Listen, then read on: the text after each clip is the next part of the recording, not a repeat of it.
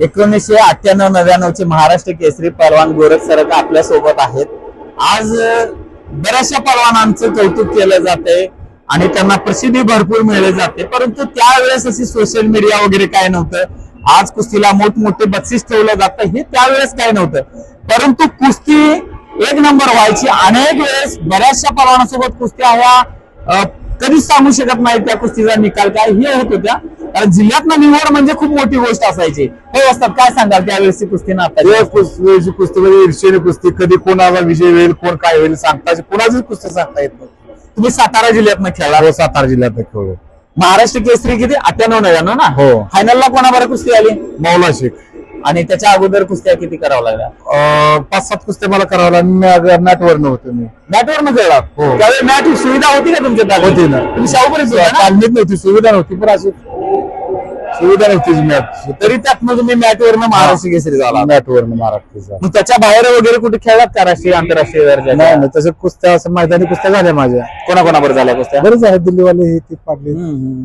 आता त्या महाराष्ट्र केसरीमध्ये सर्वात चांगली कुस्ती कोणती झाली, म्हणजे ईर्षेची कुस्ती? मुन्ना शेख बरं झाली कुस्ती, संतोष गरोड, विशाल कलाटे, विशाल अप्पातला इथले, विशाल अप्पा बी लय चांगला। संतोष गरुड सोबत काय गुणफलकानं कुस्ती झाली?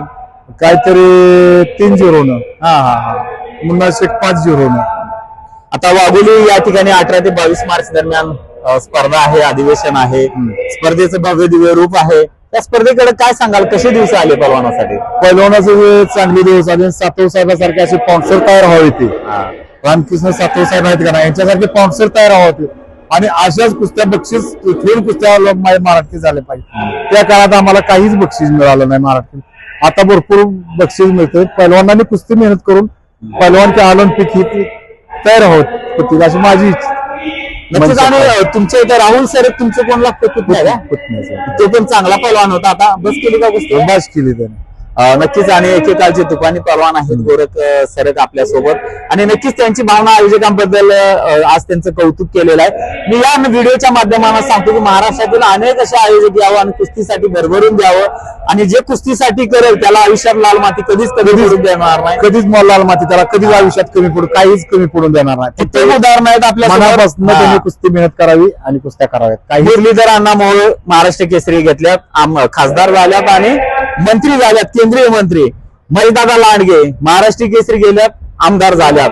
असे बरेचसे आयोजक आहेत, ते त्यांना लाल माती हे भरभरून देत आहे। त्यामुळे आयोजकांचं कौतुक आहे, आणि तुम्हाला कधीच ही लाल माती कमी पडू देणार नाही, भरभरून देणार तुम्हाला।